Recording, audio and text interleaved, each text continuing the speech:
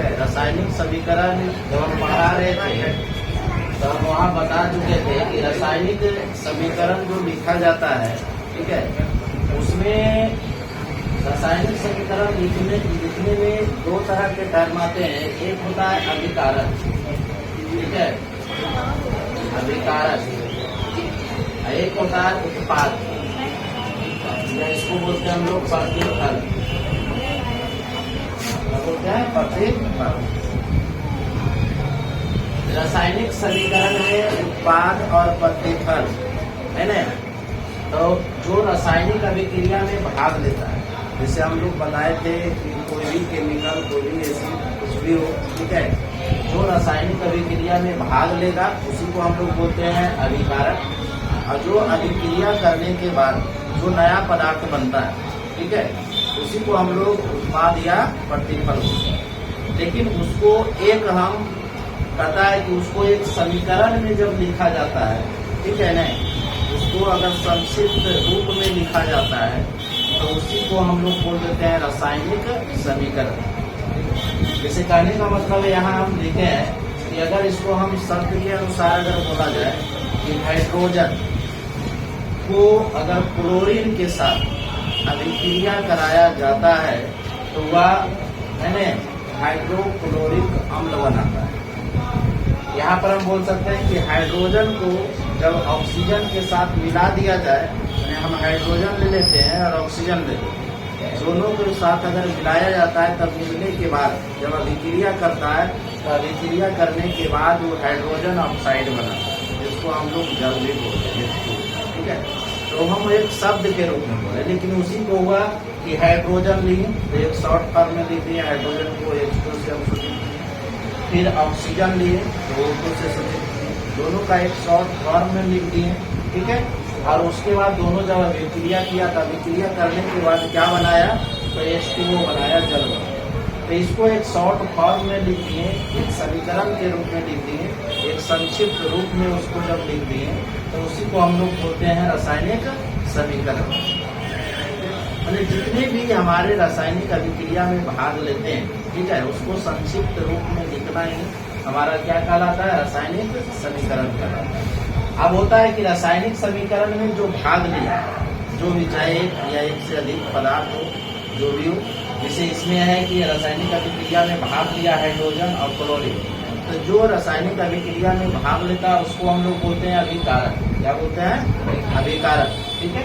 और जो अभिक्रिया करने के बाद जो नया पदार्थ बनाया, ठीक है, जो नया पदार्थ बनाया उसको बोलते हैं हम लोग उत्पाद या प्रतिफल। मैंने अभिक्रिया करने की जो बात बनी, जैसे हम लोग होता है ना कि दूध से दही बने, तो दूध में जब हम लोग दही की मात्रा कुछ मिला देते हैं, है ना, जिसको हम जोरन बोलते हैं, नहीं, लेकिन वो दही का ही अंश होता है, तो उस दही की मात्रा को अगर हम दूध में मिला देते हैं तो सुबह जब हम देखते हैं तो वो दही में परिवर्तन हो जाता है। तो दूध में दही मिला तो वो हो गया अभिकारक, और अभिकारक, और जब वो दही बन गया तो वो हो गया क्या, उत्पाद।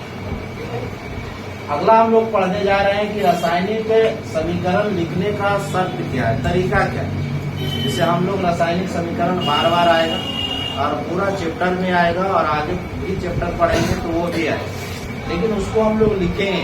इसमें हम लोग को मुख्य बातों पर, किन बातों पर ध्यान देना है कि हम लोग लिखेंगे, ठीक है, या बुक में भी लिखा रहता है तो वो लिखा रहता है तो उसको हम पहचान कैसे करेंगे कि कौन सा टर्म किधर लिखा हुआ है, ठीक है। तो हमेशा ध्यान रखना है कि जो रासायनिक अभिक्रिया में भाग लेंगे, ठीक है, जो रासायनिक अभिक्रिया में भाग लेंगे उसको हमेशा बाएं तरफ लिखा जाता है। किधर लिखा जाता है, बाएं तरफ लिखा जाता है, ठीक है। मतलब जो रासायनिक अभिक्रिया में भाग लेता है उसको हमेशा बाएं तरफ लिखा जाता है। गलती से कभी भी कहेगा सर मैथ में कभी इधर से उधर हो जाता है तो इसको भी हम कभी इधर लिख दें, चलेगा? तो नहीं, जब भी रासायनिक अभिक्रिया लिखना है, जब भी रासायनिक समीकरण लिखना है हमें, तो हमेशा लिखने के दौरान में ध्यान देना है कि जो भी रासायनिक अभिक्रिया में भाग लेंगे, है ना, तत्व हो या धातु हो या धातु हो या कोई भी पदार्थ हो, है ना, तो उसमें से हमेशा ध्यान रखना है कि जो भी रासायनिक अभिक्रिया में भाग लेंगे उसको हमेशा बाईं तरफ रखें, ठीक है। चाहे एक हो या एक से अधिक हो, दो हो या दो से अधिक तत्व, ठीक है। अब है कि रासायनिक अभिक्रिया से भाग लेने के बाद अगर वो जो नया पदार्थ बनता है उसको हमेशा दाईं तरफ लिखा जाता है। ठीक है, इसको हमेशा किधर लिखा जाता है? दाईं तरफ लिखा जाता है। ठीक है, हमेशा दाईं तरफ लिखेंगे। इसलिए जब भी हमें बुक में पढ़ने को मिल जाए, कहीं भी पढ़ने के लिए मिल जाए, तो हमेशा जब समीकरण लिखा हुआ रहे तो ये चीज ध्यान रखना है कि जो बाईं तरफ लिखा हुआ है वो रासायनिक अभिक्रिया में वो तत्व भाग ले रहे हैं, और भाग लेने के बाद जो नया पदार्थ बना है तो वो हमारा जो है वो हमारा दाईं तरफ लिखा गया। और अगला बात ये हो गया पहला पॉइंट कि जब भी हम रासायनिक समीकरण लिखेंगे तो हमेशा है ना अभिकारक को बाईं तरफ और उत्पाद को या प्रतिफल को दाईं तरफ रखना है। दूसरा पॉइंट आता है हम लोग को कि जब भी हम लोग रासायनिक समीकरण को लिख रहे हैं तो लिखने के दौरान में जो हमारा अभिकारक हो उस अभिकारक में 2 या 2 से अधिक तत्व होंगे। ठीक है, 2 या 2 से अधिक तत्व होंगे तो उन तत्वों के बीच में हमेशा प्लस का चिन्ह दिया जाता है एक दूसरे के साथ। ठीक है, उन तत्वों के बीच में हमेशा प्लस का चिन्ह दिया जाता है। कभी भी गलती से माइनस या गुना या भाग का ये जो आता है वो सब कभी चिन्ह पड़ता केमिस्ट्री में नहीं। जब भी हम लोग चिन्ह देंगे, जब 2 या 2 से अधिक तत्व भाग लेंगे तो उसमें हमेशा प्लस देंगे। अगर अगला और तत्व कोई आता और उसमें मिला के कुछ तो उसमें भी हमारा जो है यहाँ पर क्या देते हैं? प्लस का चिन्ह। जैसे हम एक छोटा सा हम अपने भाषा में अपने तरीका से एग्जाम्पल लेते हैं। जैसे हम चाय बनाते हैं तो चाय में जैसे हम लोग दूध लेते हैं, ठीक है, दूध के साथ हम लोग जल की मात्रा भी लेते हैं, है ना, फिर चीनी की मात्रा भी लेते हैं, नहीं चीनी के चाय पत्ती का भी मात्रा लेते हैं। ठीक है, लेते हैं ना। अगर इसमें फिर हम लोग इलायची डालना हो तो इलायची की भी मात्रा लेते हैं। अरे जो भी हम रासायनिक अभिक्रिया में भाग लेता है, ठीक है, उन दोनों के बीच में जितने भी तत्व आएंगे, ठीक है, ये तो हम अपने तरीका से एक एग्जाम्पल ले रहे हैं, जो भी उसमें भाग लेंगे, ठीक है, वो सभी के बीच में हमेशा प्लस का चिन्ह देंगे। ठीक है, जितने भी तत्व भाग लेंगे। और ये भाग लेने के बाद जो नया पदार्थ बनेगा, जैसे इसमें क्या बन गया? चाय बन गया। ठीक है, इसका नाम क्या हो गया? चाय। ये जो नया पदार्थ बन गया, ठीक है ना, उसके बाद जो उत्पाद में नया चाय दिखाएगा। लेकिन पहले जितने भी अभिकारक में तत्व आएंगे उसके बीच में हमेशा प्लस का चिन्ह पड़ेगा। कभी भी गलती से माइनस का चिन्ह नहीं देना है, और ना ही कभी हमें बुक में ना ही लिखा हुआ मिलेगा। जब भी मिलेगा तब प्लस। और जब 2 या 2 से अधिक तत्व रहे तो उसमें हमेशा ध्यान देना है कि हमेशा प्लस का चिन्ह दिया। प्लस का चिन्ह क्यों दिया हुआ है? कि जितने भी तत्व हैं वो सभी तत्वों के साथ हमेशा उतना तत्व उस रासायनिक अभिक्रिया में भाग लिया। अब है कि जब अभिकारक हो गया, जितने भी तत्व में भाग लिया, इधर हो गया उत्पाद। अब है कि अभिकारक के साथ जब उत्पाद बनता है तो उत्पाद बनने के बाद अगला पॉइंट आता है कि बीच में तीर का निशान दिया जाता है। जब भी हम समीकरण लिखेंगे, समीकरण लिखने के दौरान में जो हमारा अभिकारक के तरफ जितने भी तत्व होंगे वो सभी तत्व के प्लस के साथ ऐड किया जाता है। और उसके बाद जब नया पदार्थ बनता है, ठीक है, जब नया पदार्थ बनता है तो पदार्थ बनने के बाद उसके बीच में हमेशा तीर का निशान दिया जाता है। ठीक है, हमेशा तीर का निशान दिया जाता है। तो समीकरण लिखने के दौरान में हमें किन किन बातों पर ध्यान देना है? सबसे पहले जो भी तत्व रासायनिक अभिक्रिया में भाग लेंगे उसको हमेशा बाईं तरफ लिखेंगे, और जो नया पदार्थ बनेंगे उसको हमेशा दाईं तरफ लिखेंगे। जो रासायनिक अभिक्रिया में भाग लेने वाले तत्व होंगे उन सभी को बीच में हमेशा क्या करेंगे? प्लस का चिन्ह देंगे। ठीक है, और जब नया पदार्थ बनेगा तो उन दोनों के बीच में हमेशा तीर का निशान दिया जाता है। ठीक है, कभी भी गलती से ये उत्पाद को बाईं तरफ नहीं लिखेंगे और हमेशा अभिकारक को कभी भी दाईं तरफ नहीं लिखेंगे। जब भी लिखना है अभिकारक को तो बाईं तरफ लिखना है और उत्पाद को हमेशा दाईं तरफ लिखना है। ठीक है,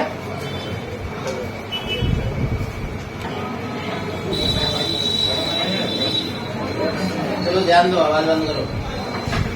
यहाँ है रासायनिक समीकरण के प्रकार। यहाँ से हमेशा एग्जाम में क्वेश्चन आता है। ऑब्जेक्टिव भी फिक्स है तुम्हारा यहाँ से, ठीक है, और सब्जेक्टिव भी फिक्स है। अगर सब्जेक्टिव यहाँ से क्वेश्चन पूछा जाता है, ठीक है, तो हमेशा सब्जेक्टिव जो क्वेश्चन पूछा जाएगा वो हमेशा 5 नंबर पर पूछा जाता है, अधिकांश 5 नंबर पर क्वेश्चन पूछे। ठीक है, ऑब्जेक्टिव में तो हमेशा फिक्स है कि ऑब्जेक्टिव में क्वेश्चन रहेगा ही रहेगा, 1 से 2 क्वेश्चन यहाँ से रहेगा।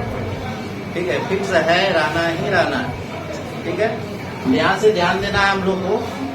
जैसे हम लोग जो समीकरण अभी तक पढ़े हैं, रासायनिक समीकरण पढ़ चुके हैं, रासायनिक समीकरण लिखने का तरीका भी हम लोग पढ़ चुके हैं कि कैसे लिखेंगे। ठीक है, तो उसी तरह की रासायनिक समीकरण के प्रकार जब हम लिखते हैं तो उसको 2 तरह से वो समीकरण हमें दिखता है।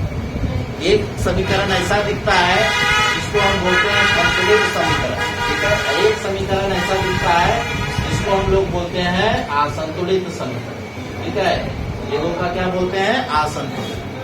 संतुलित मतलब होता है बराबर, असंतुलित मतलब होता है बराबर नहीं।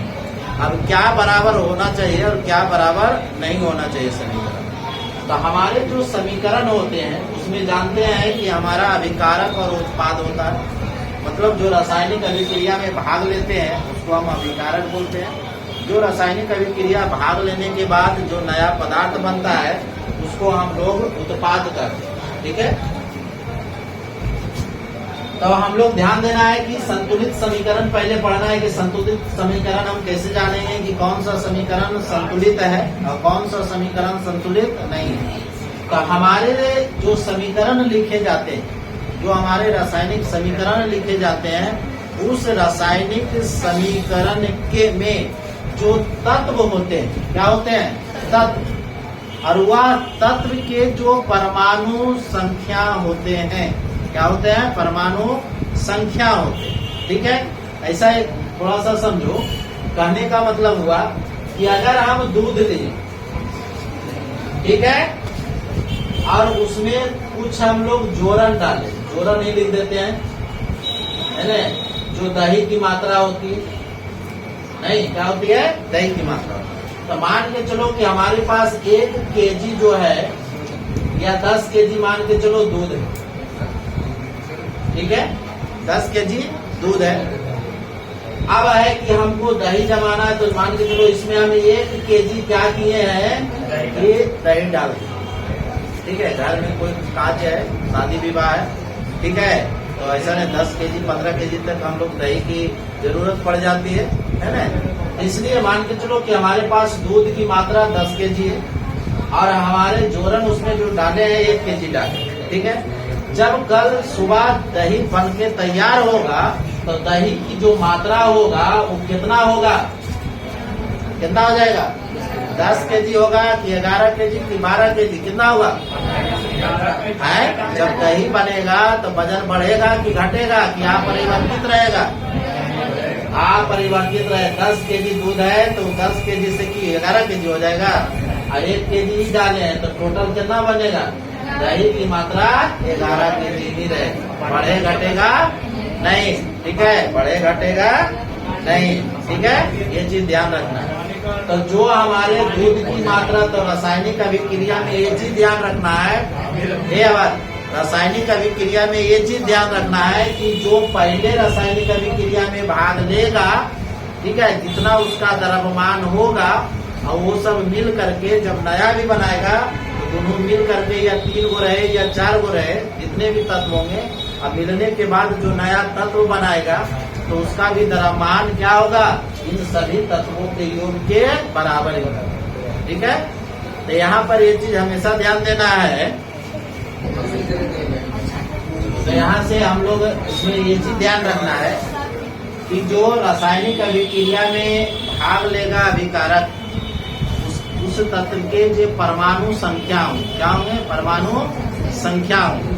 और जब अभिकारक के बाद जो नया उत्पाद बने, ठीक है, और उस उत्पाद बनने के बाद का जो परमाणु संख्या दोनों का अगर बराबर हो जाए, क्या हो जाए, बराबर हो जाए, तो वैसे समीकरण को हम लोग संतुलित समीकरण कहते। ठीक है, जो रासायनिक समीकरण के दौरान अभिकारक के तरफ जितने भी परमाणु तत्व होंगे, अभिकारक में जो भी तत्व होंगे, ठीक है, और उस तत्व का जो परमाणु संख्या हो, ठीक है, और इधर का जो उत्पाद का जो परमाणु संख्या, अगर दोनों तरफ का मान अगर बराबर है तो उसको हम लोग क्या कहेंगे, संतुलित समीकरण कहेंगे। जैसे यहाँ ध्यान दो,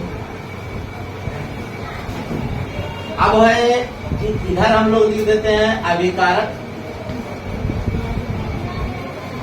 एक तरफ लिख देते हैं हम लोग उत्पाद। ठीक है, देखना है कि अभिकारक में जेडेन है, जस्ता है, हाइड्रोजन है और सल्फर है। ठीक है, इतना चीज है। अब इसमें देखना है कि जो जेडेन है वो क्या, वो इसमें इधर दिख रहा है, ये वो दिख रहा है, जेडेन हो गया। ठीक है, तो जेडेन हम लोग को लिख देंगे कि इधर लिख देते हैं जेडेन प्लस क्या क्या है, अलग अलग लिख देते हैं, हाइड्रोजन है, अब क्या है, SO4 है।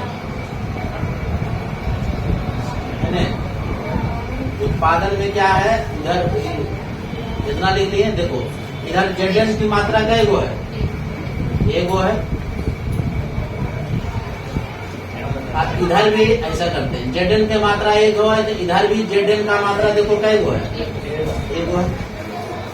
ठीक है, उसके बाद देखना है क्या है, हाइड्रोजन नहीं, तो हाइड्रोजन की मात्रा जो है यहाँ लिख देते हैं 1, इधर लिख देते हैं 1। फिर यहाँ हाइड्रोजन की मात्रा भी कई गो इसके साथ 2 गो है, तो 2 गो हाइड्रोजन की मात्रा है, इधर भी हाइड्रोजन की मात्रा कई गो है, 2 गो। ठीक है, अब देखना है कि SO4, इधर भी है SO4, अलग अलग भी लिख सकते हैं, S को अलग से लिख सकते हैं, एगो, इधर भी S अगर लिख सकते हैं तो एगो। ऑक्सीजन अलग से लिख सकते हैं, ऑक्सीजन का एगो 4 गो, इधर भी ऑक्सीजन का एगो 4 गो। मैंने सबका जो परमाणु संख्या है उत्पाद के तरफ में और अभिकारक के तरफ में परमाणु जो संख्या है सब तत्व का, ठीक है, वो दोनों का क्या है, बराबर है। अगर बराबर है तो उसको हम लोग क्या कहेंगे, संतुलित समीकरण कहेंगे। क्या कहेंगे, संतुलित समीकरण। ठीक है, अब बात आता है कि असंतुलित समीकरण किसको कहेंगे, तो यहीं पर देख लो, हाइड्रोजन कै गो है, 2 गो। उत्पाद के तरफ हाइड्रोजन कै गो है, 2 गो लगा हुआ है ना। अब ऑक्सीजन इधर कै गो है, 2 गो, 2 लिखा हुआ है तो 2 गो। इधर कितना है, 1, बराबर है, नहीं बराबर। ठीक है, तो जिसमें दोनों तरफ का परमाणु संख्या अगर बराबर नहीं है तो उसको बोलते हैं हम लोग असंतुलित। अब यहाँ से हमारा क्वेश्चन क्या पूछा जाएगा, आपको अधिकांश क्वेश्चन संतुलित समीकरण से पूछा जाएगा। पूछा कैसे जाएगा, पहले है कि आपको यही क्वेश्चन दिया रहेगा, डायरेक्ट लिख देगा कि रासायनिक समीकरण इतना इतना का है ना, निम्न में से है ना संतुलित है या नहीं, पहला हो गया। या फिर इसी तरह से 4 गो ऑप्शन आपके रहेंगे, पूछेंगे निम्न रासायनिक समीकरण का संतुलित समीकरण निम्न में से कौन सा है ना, संतुलित समीकरण निम्न में से कौन है। तो चारों ऑप्शन को जांचना है और जांच करके देखना है कि चारों में हमारा संतुलित कौन है। कोई ना कोई एक संतुलित रहेगा, 3 को संतुलित नहीं रहेगा। फिर और सब्जेक्टिव में कैसे पूछा जाएगा कि 5 को इसी तरह क्वेश्चन देगा और कहेगा निम्न रासायनिक समीकरण को संतुलित कीजिए। 5 को संतुलित करना है तो सबका 1-1 नंबर रहता है, तो 5 नंबर वहाँ मिलेगा। इसलिए संतुलित यहाँ पर जो क्वेश्चन है ये संतुलित करने के लिए हमें आना चाहिए। अब संतुलित हमें करना कैसे है, ठीक है, ये चीज हमें जानना है। ठीक है, तो संतुलित करने का तरीका क्या है ये चीज हमें जानना है। तो सबसे पहले हम लोग पहले इसको लिख लेते हैं, उसके बाद आगे हम बताते हैं कि संतुलित करना कैसे। ठीक है, देखो क्वेश्चन को हम लोग संतुलित कैसे करना है, एक चीज हमेशा ध्यान देना है। ठीक है, तो संतुलित करने वक्त ध्यान देना है कि जो हमारा अभिकारक की तरफ जो भी तत्व है और उत्पाद की तरफ जो भी तत्व, उसको परमाणु संख्या को हमको बराबर करना है। अब बराबर कैसे करना है ध्यान दो। अब देखना है कि यहाँ के मतलब होता है पोटेशियम, जिसको हम के से सूचित करते हैं। ठीक है, तो इधर देखना है कि के पोटेशियम एगो है, इधर भी कैगो है, एगो। यहाँ तक तो ठीक है। आगे देखना है हाइड्रोजन, अगला देखना है हाइड्रोजन यहाँ 2 गो है, इधर कैगो है 2 गो, इधर एगो और है, तो कैगो हो गया 3 गो। ठीक है, तो 3 गो हो गया। तो अगर यहाँ पर हम 3 गो देते हैं, ठीक है ना, यहाँ कितना गुना कर देते हैं 3 गुना कर देते हैं। जब भी गुना अपने मन से करना है तो हमेशा आगे गुना करना, ये चीज ध्यान रखें। कहाँ गुना करना है? आगे। जहाँ भी हमको बराबर करने के लिए गुना करना पड़ेगा तो बीच में या इधर उधर नहीं करना है। जो भी तत्व लिखा हुआ है उसके आगे गुना करना। जब हम आगे गुना कर देंगे तो उसके साथ जो भी अन्य तत्व और रहेंगे उसका भी परमाणु संख्या गुना हो जाता है, बढ़ता है। इसे कहने का मतलब समझो कि अगर x + 22 आते हैं, अगर हम गुना यहाँ पर 2 कर रहे हैं तो ये दोनों के साथ गुना हो, नहीं ये क्या हो गया दोनों के साथ गुना। ये चीज ध्यान रखना। तो मैंने x का मान भी बढ़ गया और इधर y का मान भी बढ़ गया। तो वही बात यहाँ पे कि आगे जब हम गुना कर दिए तो अब देखना है कि हाइड्रोजन 3 दूनी कितना हो गया 6 गुना हो जाता है, कितना हो जाता है, जोड़ना नहीं है आगे का और जो नीचे लिखा रहता है, ठीक है ना, अंक परमाणु, तो दोनों को गुना कर देते हैं तो 3 दूनी कितना हो गया 6 गो हाइड्रोजन हो गया। लेकिन उधर हाइड्रोजन कई गो है 3 गो है, कितना है 3 गो। तो उधर भी 6 बनाना। अब 6 कैसे बनेगा? तो यहाँ पर ऐसे नहीं बनेगा, इसको क्या करो जोड़ा अंक में कर दो। क्या कर दो? जोड़ा अंक में कर दो। जब भी विषम संख्या में गुना नहीं करना है, जब भी करना है तो सम संख्या में करना है। ये चीज पर ध्यान दें।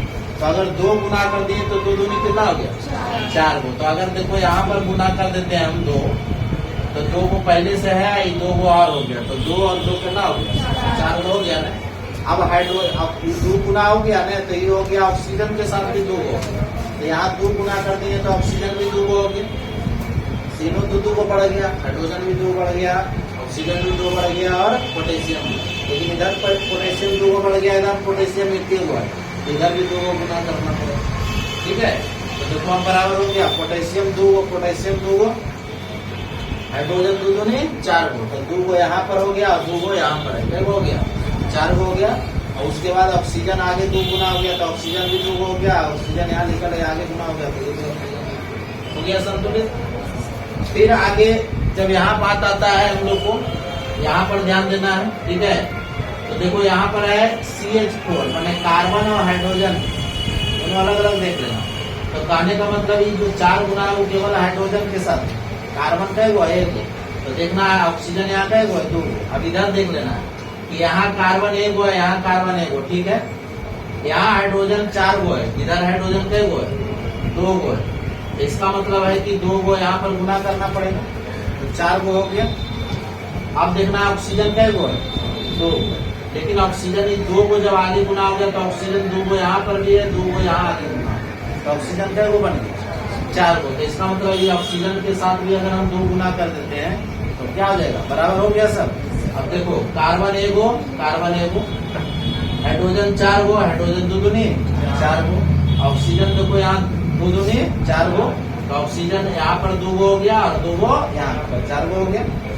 अगला देखो जेडेन यहाँ 1 गो, जेडेन यहाँ 1, हाइड्रोजन 2 गो, हाइड्रोजन 2 गो, सल्फर 1 गो, सल्फर 1 गो, ऑक्सीजन 4 गो, ऑक्सीजन 4 गो। ऑलरेडी ये पहले से क्या है संतुलित है, एग्जाम्पल भी हम दिए थे संतुलित वाला, ठीक है सर। अगला देखना हाइड्रोजन का 1 गो 2 गो, इधर हाइड्रोजन का 1 गो, ठीक है, ऑक्सीजन का 1 गो, ऑक्सीजन का 1 गो, इसका मतलब इसको 2 बनाना होगा। अब 2 बनाने के लिए गुना तो हमें आगे गुना करना पड़ेगा। जब आगे 2 गुना कर दिए इसका मतलब हाइड्रोजन भी 2 गो बढ़ गए, 2 में कई हो गया 4, ऑक्सीजन तो 2 ही रहा, लेकिन हाइड्रोजन 4 गो, तो हाइड्रोजन 4 गो गया, तो 4 गो इधर भी करना है तो 2 यहाँ पर भी गुना कर देना, हो गया 4 गो, संतुलित हो गया। फेरस मतलब Fe मतलब होता है लोहा, Fe मतलब क्या होता है लोहा, लोहा यहाँ 1 गो है, हाइड्रोजन यहाँ 2 गो है, ऑक्सीजन का 1 गो है, यहाँ लोहा का 1 गो है 3 गो, ठीक है। इसको सम में बनाना है, जब भी विषम संख्या में नहीं रहना। सम संख्या में बनाने के लिए यहाँ पर हमको क्या गुना करना पड़ेगा 2, तो 3 दूनी का 1 गो हो गया 6 गो, तो यहाँ पर भी हम 6 गुना कर देते हैं, तो 6 हो गया। अब 6 को गुना हो गया तो अब देखो ऑक्सीजन चर दूनी कई हो गया, 8 हो। ऑक्सीजन कई हो गया, 8 हो। तो इसका मतलब है कि 8 को यहाँ पर भी हमें गुना करना पड़ेगा। अब है कि हाइड्रोजन 8 दूनी 16 को हो गया, तो हाइड्रोजन इधर कई को है, 2 को। अगर 8 यहाँ हम गुना कर देते हैं, ठीक है, तो क्या हो गया, 16 को हो गया, तो बराबर हो गया 1 3 6 को। एक यहाँ पर भी 3 दूनी 6 है ना। हाइड्रोजन 8 दूनी 16 को, हाइड्रोजन 8 दूनी 16 को। ऑक्सीजन आगे गुना हो गया तो ऑक्सीजन 8 को बढ़ गया, तो यहाँ पर भी 4 दूनी 8 को, ठीक है, 4 दूनी क्या हो गया 8, संतुलित हो गया। इसी तरह से ये संतुलित करने के लिए हमेशा आपके क्वेश्चन आएंगे, हमेशा फिक्स है कि एग्जाम में आएगा ही आएगा, ऑब्जेक्टिव में भी आता है और सब्जेक्टिव में भी आता है। तो और हम संतुलित करने के लिए बनाएंगे, लेकिन इतना अभी उतार लो और घर में पेन है इसको, और कल हम इसको और बता देंगे।